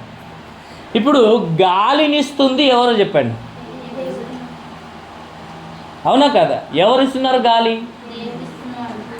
గాలిని ఎవరైనా పుట్టిస్తున్నారా? ఎవరైనా గాలిని చేయగలరా ఈ భూమి మీద అంటే ఎవరు చేయలేరు, దీన్ని ఎవరు పుట్టించలేదు. మనం బ్రతకడానికి కారణమైన ఈ గాలిని ఇచ్చింది దేవుడు. అవునంటారా కాదంటారా? అంటే నువ్వు బ్రతుకుతున్నావంటే కారణము ఈ లోక సంబంధమైన తండ్రా, పరలోకపు తండ్రా? మొదటి విషయం. రెండో విషయము, మనము ప్రతిరోజు నీళ్లు తాగుతుంటాం. అవునా కదా?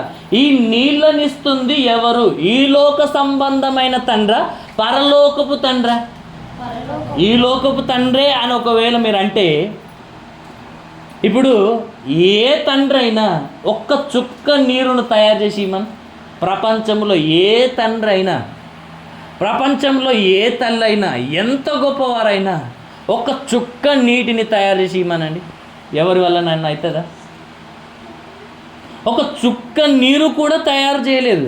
తండ్రి గొప్పవాడే, కాదంటలేదు. వాళ్ళ మాట కూడా వినమని దేవుడు చెప్తున్నాడు. ఇప్పుడు ఈ లోక సంబంధమైన తండ్రి గొప్పవాడా, పరలోకపు తండ్రి గొప్పవాడా? నేను చెప్తున్నాను అన్నమాట. గాలి ఎవరివ్వరు, నువ్వు ప్రతి క్షణము గాలి పీల్చుకుంటావు. ఆ పీల్చుకునే గాలినిచ్చింది తల్లిదండ్రులు కాదు, నీ డబ్బు కాదు, నీ కష్టం కూడా కాదు. నిన్ను పుట్టించిన దేవుడే నువ్వు బ్రతకడానికి గాలిని ఉచితంగా ఇస్తున్నాడు. అర్థమైందా? కరోనా సమయంలో గాలి ఆడక, ఊపిరాడక ఎంతమంది హాస్పిటల్లో అడ్మిట్ అయ్యారండి? గాలి అందక చనిపోయిన వాళ్ళే చాలామంది ఉన్నారు. అర్థమైందా? గాలి ఎంత రేటో తెలుసా? సుమారు అన్నారు కానీ సుమారు చెప్తున్నా నేను, 2000 రూపాయలు అంట ఒక లీటరు ఆక్సిజను. 2000 రూపాయలు అనుకుంటా నాకు తెలిసి. అర్థమైందా? ఒకవేళ దేవుడు మనకు ఒకవేళ గాలికే కనుక రేట్ వేస్తే మన పరిస్థితి ఏంటి చెప్పండి? వారం రోజులు ఒకవేళ నువ్వు హాస్పిటల్లో అడ్మిట్ అయ్యి ఆ గాలిని కనుక అంటే ఆక్సిజన్ సిలిండర్ పెట్టుకొని ఒకవేళ నువ్వు వెంటిలేటర్స్ మీద ఉంటే పరిస్థితి ఎలా ఉంటుందంటే బిల్లు ఎంత వేస్తుంది చెప్పాలా? బెడ్ ఛార్జ్ అని, ఆక్సిజన్ ఛార్జ్ అని, అవునా కదా, మందుల ఛార్జీ, హాస్పిటల్ ఛార్జీ, ఇక నానా విధాలుగా వేసేసి ఒక 50,000 ఖచ్చితంగా వేస్తారు. కరోనా సమయంలో ఊపిరాడక చనిపోయిన వాళ్ళు ఎంతోమంది ఉన్నారు. అవునంటారా కాదంటారా? హాస్పిటల్లో అడ్మిట్ అయ్యి కోట్లు పెట్టుకున్న వాళ్ళు కూడా ఉన్నారు తెలుసా? కోట్లు పెట్టుకున్న వాళ్ళు కూడా ఉన్నారు. పుట్టినప్పటి నుండి ఇప్పటి వరకు నువ్వు ఎంత ఆక్సిజన్ పీల్చుంటావు చెప్పండి? దేవుడు దానికి ఏమన్నా ఛార్జ్ చేస్తున్నాడా? ఒకవేళ వేస్తే నువ్వు దేవునికి ఎంత రుణపడి ఉండాలి చెప్పండి? మనం ఇప్పుడు ఒక టిన్ వాటర్ బాటిల్ కొంటుంటాం, అవునా కదా? 10 రూపాయలు 20 రూపాయలు పెట్టేసి కొంటుంటాం, అవునా కదా? కొంటామా కొనమా? ఒక డబ్బా ఇంత అనేసి మనం కొంటుంటాం కదా. ఇప్పుడు ఒక చుక్క నీరును కూడా ఈ లోకంలో ఎవరు తయారు చేయలేదు, దేవుడే మనకి ఇస్తున్నాడు. మళ్ళా దేవుడే నీటికి ఒకవేళ వెలగడితే, అవునా కాదా? ఎందుకంటే ఈ లోకపు తండ్రి గొప్పవాడే, కానీ పరలోకపు తండ్రి ఇంకెంతో గొప్పవాడో మనం ఆలోచించాలి, అవునా కాదా? పరలోకపు తండ్రి ఎంత గొప్పవాడంటే మనకు ఉచితంగా గాలిస్తున్నాడు, ఉచితంగా నీరుస్తున్నాడు, ఉచితంగానే ఆహారము కూడా ఇస్తున్నాడు. ఒకప్పుడు ఈ పరిస్థితి కూడా లేకుండే, దేవుడే అన్నిటిని ఇచ్చాడు. కానీ దేవుని మాట వినలేడు మనిషి, అందుకొరకే దేవుడు శపించాడు. శపించిన తర్వాత అప్పుడు అంటాడు, నువ్వు నేల నుండే వచ్చావు, మన్నే గనక నువ్వు మన్నైపోతావు, నువ్వు తిరిగి నేలకు చేరే వరకు ముఖము మీద చెమట కార్చి నువ్వు ఆహారాన్ని సంపాదించుకోవాల్సిన పరిస్థితి. ఒకప్పుడు ఆదాముకు అలాంటి పరిస్థితి ఉండేనా? దేవుడే ఆహారాన్ని ఇచ్చాడా ఇవ్వలేదా? దేవుని మాట విన్నప్పుడు దేవుడే ఆహారాన్ని ఇచ్చాడు. ఇశ్రాయేలీయులను నడిపిస్తున్న క్రమంలో కూడా 40 సంవత్సరాలు వారికి ఆహారాన్ని ఎవరిచ్చారు? కష్టము లేకుండా వారికి ఆహారాన్ని ఇచ్చి దేవుడే కదా పోషించింది. ఈనాడు మనుషులు ఆహారాన్ని సంపాదించుకోవడానికి, బ్రతకడానికి ఇంత కష్టపడాల్సినటువంటి పరిస్థితి ఎందుకు వచ్చిందంటే పాపము చేయడం ద్వారానే. అర్థమైందా? అర్థం కాలేదా? ఇప్పుడు మనమేదో ఆహారాన్ని సంపాదించుకుంటున్నామని మనం అనుకుంటున్నాం, కానీ దేవుడు చెప్తున్నాడు, ఈ గాలి లేకుండా, నీరు లేకుండా, సూర్యుడు లేకుండా నువ్వు ఒకసారి వ్యవసాయం చేయి ఒకసారి. ఇప్పుడు దేవుని కష్టం ఎంత ఉందో, ఈనాడు ఈ లోకపు తల్లిదండ్రుల కష్టం ఎంత ఉందో మనకు అర్థమవుతుంది. నిజమా కాదా? అర్థమైందా? అర్థం కాలేదా? భూమినిచ్చింది ఎవరు? భూమి లేకపోతే ఎక్కడ వ్యవసాయం చేస్తాం చెప్పండి? ఏడికెళ్ళి ఆహారాన్ని సంపాదిస్తాం. పిల్లలు అంటారు, మా నాన్ననే కష్టపడి ఈ ఆహారాన్ని సంపాదించారు. ఇప్పుడు తండ్రికి ఈ విషయం తెలియాలి. ఫస్ట్ కష్టపడుతుంది నేను కాదమ్మా, దేవుడు ఇవన్నీ ఇచ్చాడు కనుకనే నేను ఈ ఆహారాన్ని సంపాదించగలిగాను. కానీ ఈ ఆహారాన్ని పండించడానికి కొంచెం కష్టం నాదుంది, కానీ 99% కష్టం ఎవరిదని చెప్పాలి? తల్లిదండ్రులు. దేవుంది. దానిలో 1% కూడా నాకు లేదు, నాకంటే గొప్పవాడు దేవుడని తల్లిదండ్రులు పిల్లలకు నేర్పించాలి. అప్పుడు దేవుని మీద గౌరవం ఎవరికి వస్తుంది చెప్పాలా? పిల్లలకు ఏర్పడుతుంది. దేవునికి లోబడాలి, దేవుని మాట వినాలి అని తల్లిదండ్రులు పిల్లలకు నేర్పిస్తేనే కానీ వారికి అర్థం కాదు. వాళ్ళు ఏమనుకుంటారంటే రోజంతా పనికి పోయి వచ్చినటువంటి తల్లిదండ్రులను చూసి వీళ్ళు నా కోసం ఇంత కష్టపడుతున్నారని తల్లిదండ్రుల కోసం ఆలోచిస్తారు. ఆలోచించాలి, మంచిది. కానీ తల్లిదండ్రులు ఏం చేయాలి? నాకంటే ఎక్కువగా దేవుడు మన కొరకు చేశాడు. ఈ భూమినిచ్చింది ఆయనే, ఆకాశాన్ని ఇచ్చింది ఆయనే, వర్షాన్ని కురిపిస్తుంది ఆయనే, నీళ్ళనిచ్చింది ఆయనే, గాలినిచ్చింది ఆయనే. మనం బ్రతుకుతున్నామంటే ఇవేవి లేకుండా మనం ఒక క్షణం కూడా బ్రతకలేము. ఇవన్నిటినిచ్చి బ్రతికిస్తుంది దేవుడే కనుక నాకంటే దేవుడే గొప్పవాడు అని ప్రతి తండ్రి బిడ్డలకు నేర్పించాలి. ఏం చేయాలి? ఇప్పుడు నేర్పించాలి. అమ్మ అర్థమైందా? అర్థం కాలేదా? ఈ లోక సంబంధమైన తల్లిదండ్రులు గొప్పవారు, వాళ్ళకు లోబడాలి, వారిని గౌరవించాలి, వారిని సన్మానించాలి, వారిని ప్రేమించాలి, వారి మాట వినాలి, వారిని సన్మానించాలి, వారిని నిర్లక్ష్యం చేయకూడదు. ఒకవేళ అలా చేసి శాపగ్రస్తుడు అని వ్రాయబడింది. అలా చేస్తే ఖచ్చితంగా పరలోకాన్ని పోగొట్టుకుంటాము అని మనం తెలుసుకున్నాం. ఈ లోకం సంబంధమైన తల్లిదండ్రులు గొప్పవారు, వారు కష్టపడుతున్నారు, వారి కష్టం కూడా చాలా గొప్పది, వారికి లోబడాలని దేవుడు చెప్తున్నాడు. ఈ లోక సంబంధమైన తల్లిదండ్రులు ఎంత గొప్పవారు అయితే మన పరలోకపు తండ్రి ఎంత గొప్పవాడంటే మనకు అన్నిటిని ఇస్తుంది దేవుడేనండి. మనం బ్రతుకుతున్నామంటే కారణం కూడా దేవుడే. ఒక క్షణం మనం భూమి మీద బ్రతుకుతున్నామంటే కారణం దేవుడే కనుక ఆ దేవునికి మనం ఎంత లోబడాలి, ఆ దేవునికి మనం ఎంత విధేయత చూపించాలంటే నేను మొదటగానే చెప్పాను, యేసు ప్రభు తండ్రికి ఎంత లోబడ్డాడు, మనమందరము కూడా దేవునికి అలాగే లోబడాలి. అందుకొరకు యేసు ప్రభువును దేవుడు మనకు మాదిరి పెట్టాడు. ఆయన అడుగు జాడల్లో మీరు నడుచుకోవాలి. అందుకొరకే మీకు సమస్త విషయాలలో ఆయనను మీకు మాదిరి పెట్టాను, ఆయనలాగా బ్రతకండి అని దేవుడు మనకు నేర్పిస్తున్నప్పుడు ఆయనకు లోబడాలి, ఆయన మాట వినాలి. ఎంతమంది మీ దేవుడు చెప్పిన మాట వింటున్నాము? అమ్మ చెప్పండి. ఈ లోక సంబంధమైన తల్లిదండ్రులు పిల్లల విషయమై బాధపడుతున్నట్టుగా దేవుడు కూడా బాధపడుతున్నాడు. ఆకాశం ఆలకించుము, భూమి చెవి యొగ్గుము, నా పిల్లలే నా మాట వినడం లేదని దేవుడు బాధపడాల్సినటువంటి పరిస్థితి. ఈనాడు లోకంలో ఉన్న తల్లిదండ్రులు కూడా బాధపడాల్సినటువంటి పరిస్థితి. సామెతల గ్రంథం 1వ అధ్యాయంలో కూడా ఒకసారి తీయండి. దేవుడు చాలా మంచి విషయాలు అక్కడ మాట్లాడుతున్నాడు.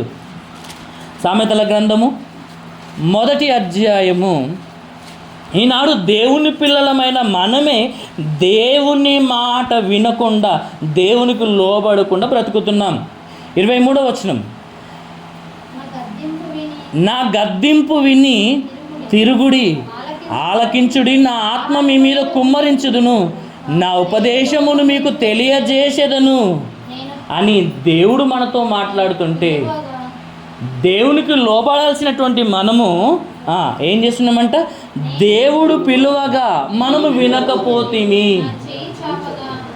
దేవుడు పిలుస్తుంటే మనం ఏం చేస్తలేమంట? ఇప్పుడు తల్లిదండ్రులు ఉన్నారనుకోండి, పిల్లలను పిలిచారనుకోండి, రావట్లేదు. ఒకసారి పిలుస్తాం, 2 సార్లు పిలుస్తాం, 3 సార్లు పిలుస్తాం, తర్వాత వాయిస్ అనేది మారిపోతుంటుంది. అవునా కాదా? ఒకసారి 2 సార్లు పిలిచిన తర్వాత రావట్లేదంటే సీరియస్గా పిలుస్తుంటాం. అవునా కాదా?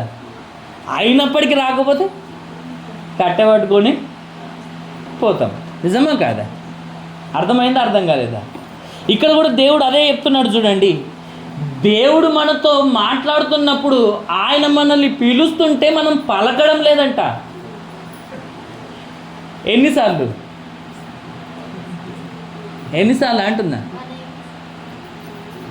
అంటున్నా? ఆయన పిలువగా మీరు వినకపోతిరి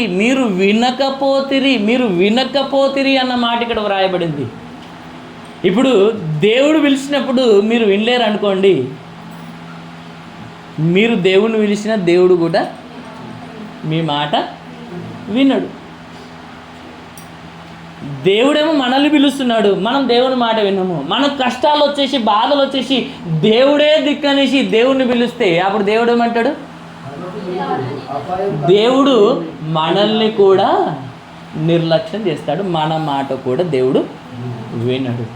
మీకు బెస్ట్ ఎగ్జాంపుల్స్ ఎన్నోసార్లు చెప్పాను. ధనవంతుడు అగ్నిగుండములోనికి వెళ్ళిన తర్వాత ప్రార్థన చేస్తున్నాడు, విన్నాడా దేవుడు? భూమి మీద దేవుని మాట వినలేదు గనక చనిపోయి అగ్నిగుండములో యాతన పడుతున్నటువంటి ఆ ధనవంతుడు నిత్యము దేవుణ్ణి వేడుకుంటూనే ఉన్నారు. No use. దేవుడు వినడు.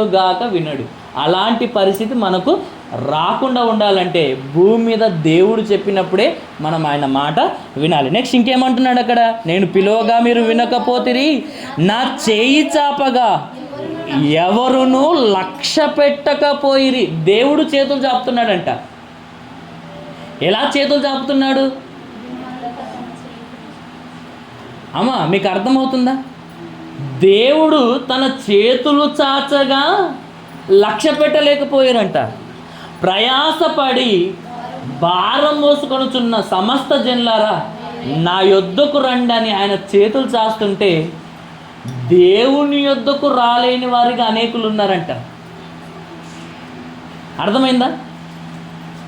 దేవుడు చేతులు చాస్తున్నాడంట, కానీ ఎవరు రావడం లేదు అన్న మాట దేవుడు చెప్తున్నాడు. ఈ మాటను ఇలానే ఉంచేసి ఒకసారి రోమీలోకి రాసినటువంటి పత్రిక,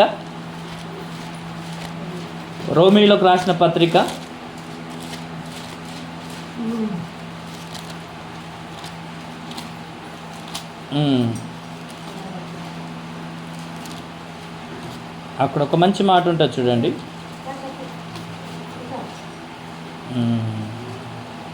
పదో అధ్యాయము, రోమీలోకి రాసిన పత్రిక 10వ అధ్యాయము 20-21 వచనం కలిసి ఉంటుంది చూడండి. మరియు యెషయా తెగించి నన్ను వెదకని వారికి నేను దొరికి తిని, నన్ను విచారింపని వారికి ప్రత్యక్షమై తిని అని చెప్పుచున్నాడు. ఇశ్రాయేలు విషయమైతే అవిధేయులై ఎదురాడు ప్రజలకు నేను దినమంతయు నా చేతులు చాచి తిని అని చెప్పి తిని. ఏం చేస్తున్నాడంటే దేవుడు అవిధేయులై లోబడని ప్రతి ఒక్కరి విషయంలో దేవుడు ఏం చేస్తున్నాడంట? దినమంతా చేతులు చాస్తున్నాడంట. నువ్వు ఈరోజు దేవుని మాట వినలేదనుకో, ఈ దినమంతా దేవుడు నీ విషయమై చేతులు చాస్తూ మారి ఆయన యొద్దకు రమ్మని మనల్ని బ్రతిమాలుతున్నాడంట. అర్థమైందా? ఇప్పుడు మనము పిల్లల్ని ఎప్పుడు ఎత్తుకుంటాం చెప్పండి? అవునా కదా? అన్ని విషయాల్లో వారి బాధ్యతలను ఎప్పుడు భరిస్తాము, ఎప్పుడు మోస్తాము చెప్పండి అంటున్నా. ప్రేమ మనకు ఎప్పుడు ఎక్కువ ఉంటుంది? చిన్న ఉన్నప్పుడే చాలా ఎక్కువ ప్రేమ ఉంటుంది. అవునా కదా? ప్రతి విషయంలో ఊ అంటే ఎత్తుకుంటాం, ఆ అంటే. అవునా కాదా? ఇప్పుడు దేవుడు మనల్ని చిన్నపిల్లలుగానే చూస్తున్నాడు. నా మాట వినండి అని దేవుడే బ్రతిమాలుకుంటున్నాడు మనల్ని. ఎవరు బ్రతిమాలుతున్నారు? దేవుడే మనల్ని బ్రతిమాలుతున్నాడు. నా మాట వినండి, నా వైపుకు తిరగండి, నీ మనసు మార్చుకోండి అని దేవుడు మనల్ని బ్రతిమాలుతూ దినమంతా చేతులు చేస్తున్నాడంట. ఒక 5 నిమిషాలు నువ్వు చేతులు దాచి చూడు, ఒకసారి తెలుస్తుంది. అర్థమైందా? ఒక అర్ధ గంట చేతులు దాస్తే అమ్మో నా మీద ఎంత ప్రేమ ఉంది అని అనుకుంటాము.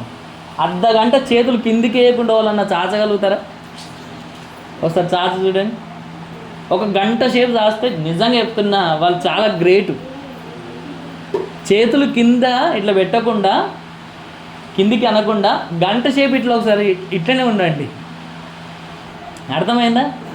అప్పుడు నీకు ఎంత ప్రేమ ఉందో తెలుస్తుంది. 5 నిమిషాల్లో దించేస్తావు చేతులు. దేవుడు ప్రతిరోజు మన కొరకు చేతులు చాస్తున్నాడు అంట. అయినా మనం ఏం చేస్తున్నామంట? ఆయనను లక్ష్య పెట్టట్లేదు, పట్టించుకోవట్లేదు. ఇప్పుడు తెలియని వారు వాళ్ళను చుట్టాలు మా ఇంట్లోకి వచ్చేసి చిన్నపిల్లలు ఉన్నారు, కొంచెం అప్పుడప్పుడే నడుస్తున్నటువంటి వాళ్ళు కదా, కొంచెం తెలివితేటలు వస్తున్నటువంటి వాళ్ళను ఎత్తుకోవడానికి చేతులు చేస్తే రాకుండా భయపడి వెళ్ళిపోతున్నారు అనుకోండి. ఎట్లా అనిపిస్తుంటుంది? బాగా అనిపిస్తుందా? బాగా అనిపించదా? అవునా కాదా? అలవాటు ఉన్న వాళ్ళ దగ్గరకు వస్తారు. ఇప్పుడు దేవుని దగ్గరికి మనం రావట్లేదంటే అర్థం ఏంటిది? ఇప్పుడు దేవుణ్ణి మనం కూడా నిర్లక్ష్యం చేస్తున్నాము, దేవుణ్ణి మనం కూడా పట్టించుకోవడం లేదు, ఎవరో తెలియని వ్యక్తి అన్నట్టుగా మనం కూడా నిర్లక్ష్యం చేస్తున్నామండి. అలా ఉండడం కరెక్ట్ కాదని దేవుడు చెప్తున్నాడు. అదే ప్రకారం నెక్స్ట్ ఇంకా చదవనట్లనే 25వ వచనం, నేను చెప్పిన బోధ ఏమీ వినక మీరు వెనక త్రోసి వేసిదిరా. అంటే దేవుడు చెప్పిన మాట వింటున్నారు కానీ ఏం చేస్తున్నారంట? వెనకకి త్రోసి వేస్తున్నారంట. అంటే ఈ చెవి నుండి వింటున్నారు, ఈ చెవి నుండి వదిలేస్తున్నారు, అంటే పట్టించుకోవడం లేదని చెప్తున్నాడు. నేను గద్దింపగా లోబడకపోతిరి అన్న మాట దేవుడు చెప్తున్నాడు. నేను గద్దింపగా మీరు లోబడడం లేదు అన్నట్టుగా దేవుడు చెప్తున్నాడు. ఇప్పుడు మనం ఏం చేయాలంటున్నాడంటే దేవుని మాట వినాలి, దేవుని మాట వినాలి. ఈ లోక సంబంధమైన తల్లిదండ్రుల మాట వింటే తల్లిదండ్రులు సంతోషిస్తారు, పిల్లలు తల్లిదండ్రుల మాట వింటే తల్లిదండ్రులు సంతోషిస్తారు కదా. ఎవరు మంచిగా వింటారు, ఎవరు ఎక్కువ వింటారు?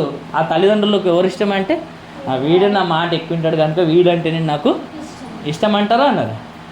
ఇప్పుడు మనం దేవునికి ఇష్టలుగా ఉండాలంటే ఏం చేయాలి? ఇప్పుడు ఆయన మాట వినాలి, ఆయనకు లోబడాలి, ఆయనను ప్రేమించాలి, ఆయనను గౌరవించాలి, ఆయనను ఘనపరచాలి.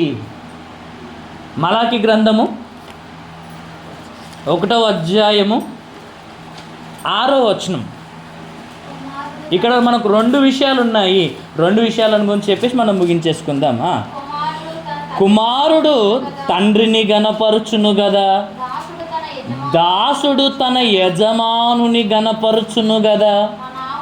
నా నామమును నిర్లక్ష్య పెట్టు యాజకులారా, నేను తండ్రినైతే నాకు రావలసిన ఘనత ఏమాయను?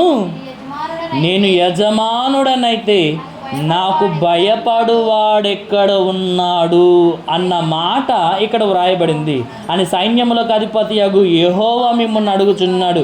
అప్పుడు వారందరూ ఏమంటున్నారంటే, ఏమి చేసి నీ నామమును నిర్లక్ష్య పెట్టితిమని మీరందరూ అంటారు అనేసి దేవుడు కొంచెము ఎక్స్ప్లెనేషన్ అక్కడ ఇస్తున్నట్టుగా మనకు కనబడుతుంటుంది.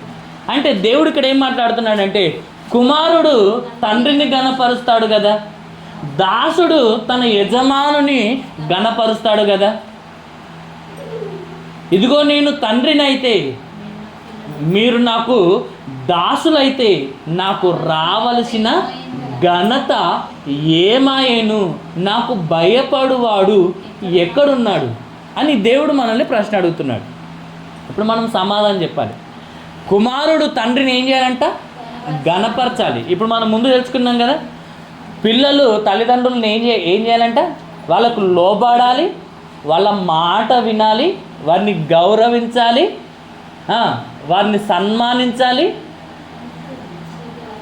వారిని ప్రేమించాలి, వారిని ఘనపరచాలి. 6 విషయాలు తెలుసుకున్నాం కదా.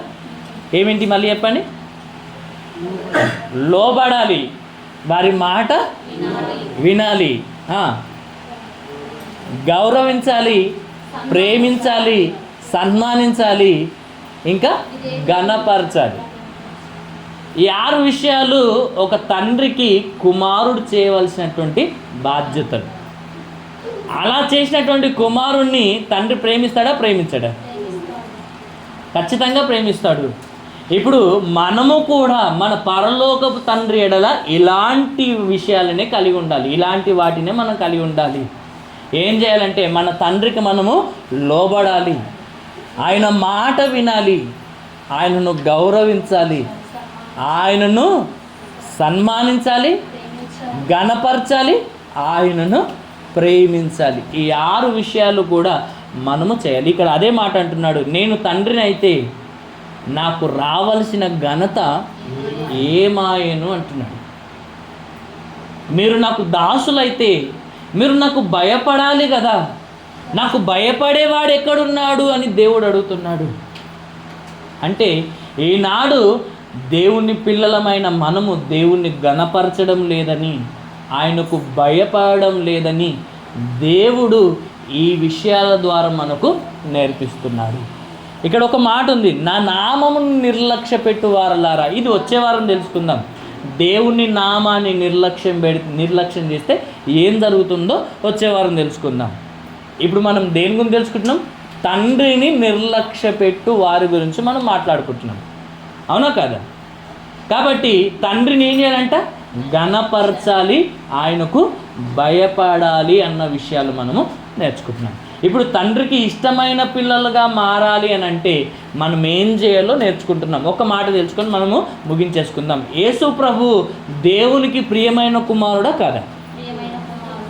యేసు ప్రభు గురించి దేవుడే సాక్ష్యం ఇచ్చాడు. ఏమని సాక్ష్యం ఇచ్చాడంటే, ఇతడే నా ప్రియ కుమారుడు, ఇతని అందే నేను ఆనందించుచున్నానని దేవుడు యేసు ప్రభు గురించి సాక్ష్యం ఇచ్చాడంటే యేసు ప్రభు ఎంత విధేయత చూపించాడో మనం మొదటగానే తెలుసుకున్నాం. మరణము పొందునంతగా, అనగా సిలువ మరణము పొందునంతగా విధేయత చూపిన వాడై ఆయన దేవునికి లోబడ్డాడు గనక మనము కూడా మన పరలోకపు తండ్రికి అంత విధేయత చూపాలి, అంతగా ప్రేమించాలి, అంతగా గౌరవించాలి, అంతగా ఆయనకు లోబడాలి, ఆయనను ప్రేమించాలి. అలా మనము దేవుణ్ణి ప్రేమిస్తే దేవుడు యేసు ప్రభువును ప్రేమించినట్టుగా మనల్ని కూడా ప్రేమిస్తాడు. కాబట్టి మనము ఇంకా ఏం చేయాలని అంటే మత్తయి సువార్తలో 1-2-3 విషయాలు చదువుకొని మనము ముగించేసుకుందాం. మత్తయి సువార్త 5వ అధ్యాయము 44వ వచనం. మనము దేవునికి ఇష్టమైన పిల్లలుగా ఉండాలంటే, మనము దేవునికి కుమారులుగా ఉండాలంటే, ఆయనకు నచ్చే విధంగా ఉండాలంటే మనం ఏమేం చేయాలో కొన్ని విషయాలు తెలుసుకుందాం.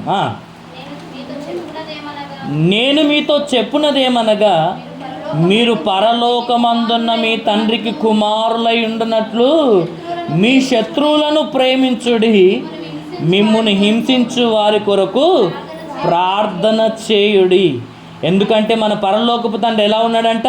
ఆయన చెడ్డవారి మీదను మంచివారి మీదను తన సూర్యుడిని ఉదయింపజేసి నీతిమంతుల మీదను అనీతిమంతుల మీదను వర్షము కురిపించుచున్నాడు.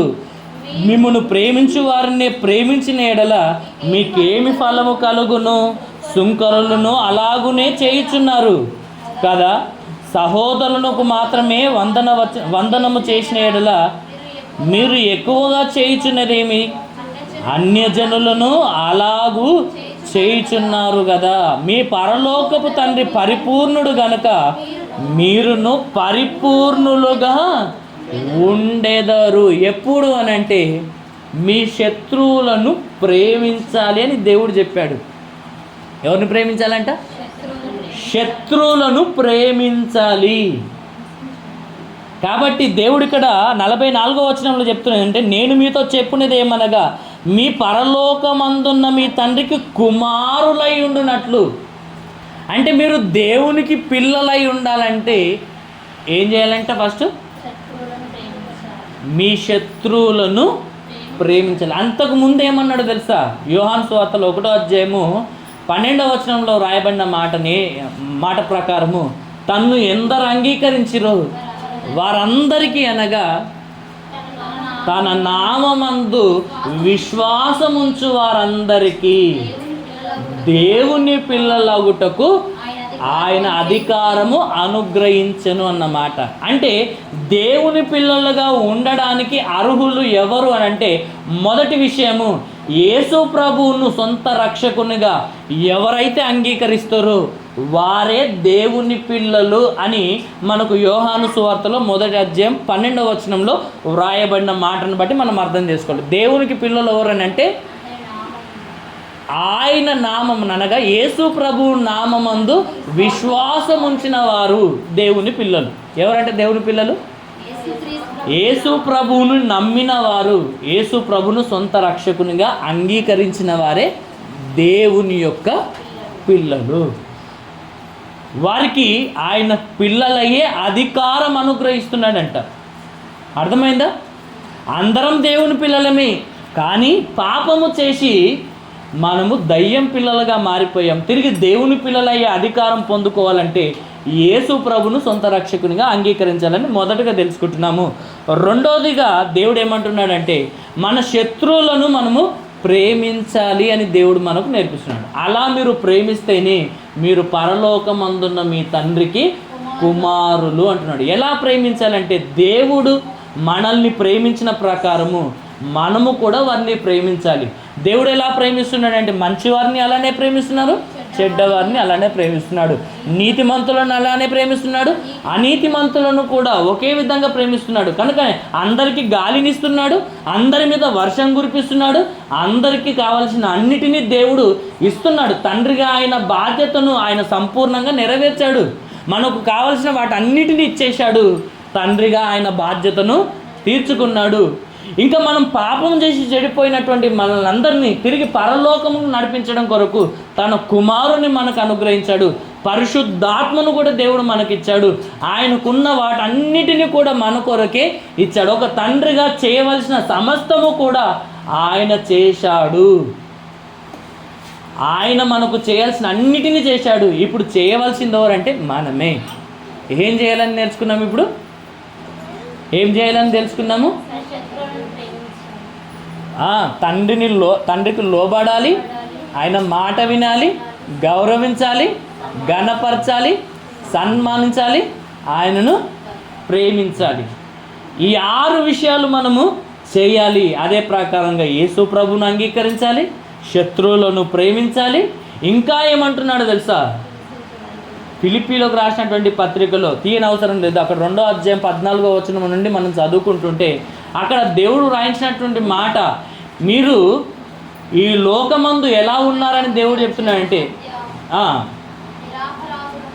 నిరపరాధులను, నిష్కలంకులను, అనింజులనైన దేవుని కుమారులగునట్లుగా సనుగులను, సంశయములను మీరు మాని దేవుని కొరకు సమస్త కార్యములను మీరు చేయాలి అని దేవుడు మనకు నేర్పిస్తున్నాడండి.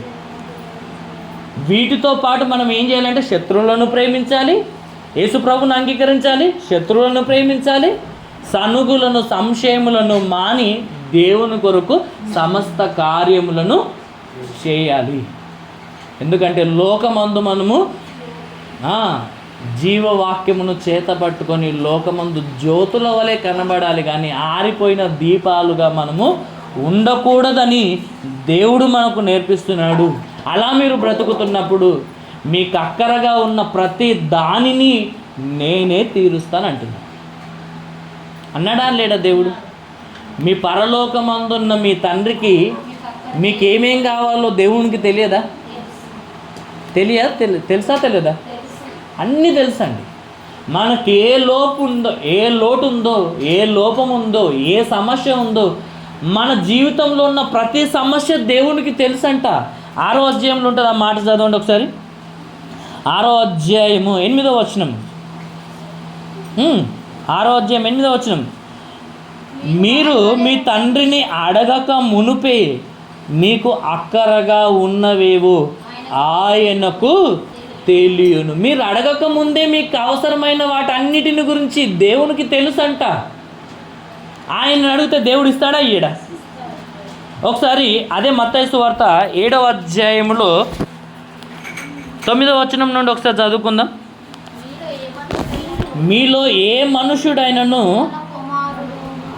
తన కుమారుడు తనకు రొట్టె అడిగిన ఎడల వానికి రాతినిచ్చునా, చేపను అడిగిన ఎడల వానికి పామునిచ్చునా?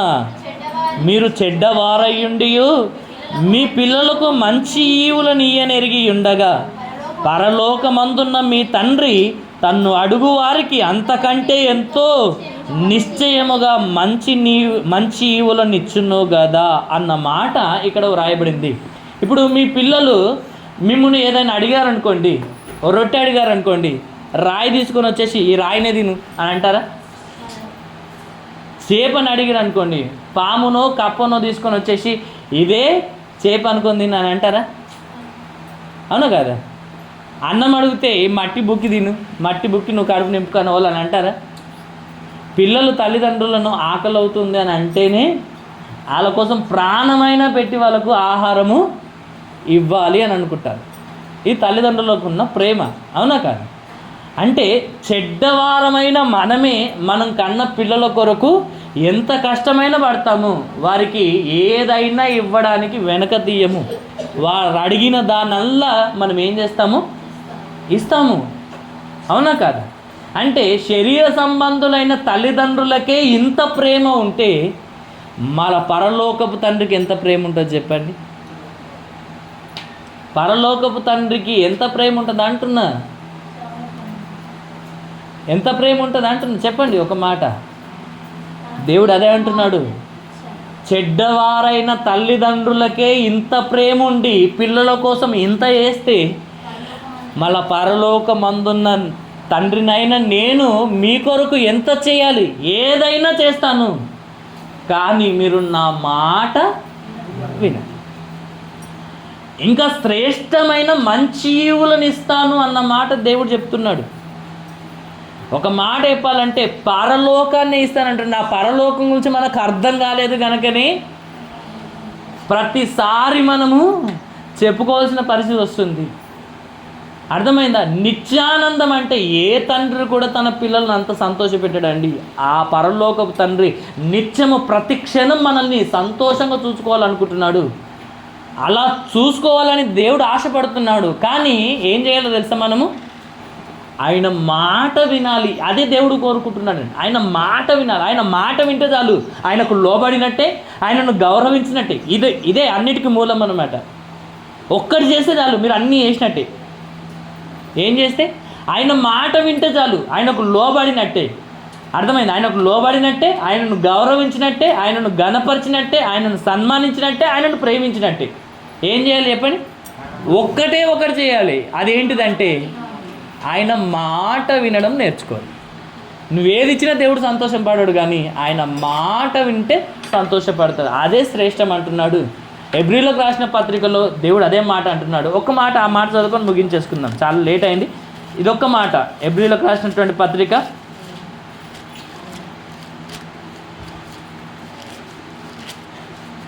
హెబ్రీలకు రాసిన పత్రిక 10వ అధ్యాయము